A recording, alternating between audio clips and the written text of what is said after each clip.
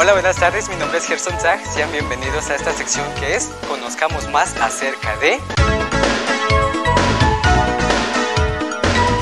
Y este tema va a ser acerca de la música, pero para hablar de música tenemos que hablar primero de los sonidos.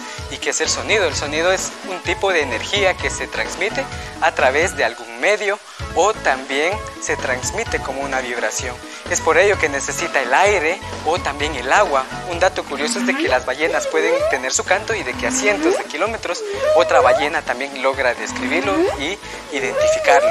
Si hablamos de los sonidos, nosotros tenemos una voz propia que puede ser un mismo instrumento, pero si hablamos de la música ya es obtener estos sonidos y ordenarlos para que empiecen a formar una melodía. Hay muchos tipos de instrumentos, hay algunos que se utilizan los pulmones para soplar, que son los instrumentos de viento, hay otros instrumentos que utilizan cuerda y la vibración es la que produce el sonido, y también hay instrumentos de percusión. Pero para profundizar aún más en el tema, vamos a verlo desde diferentes perspectivas.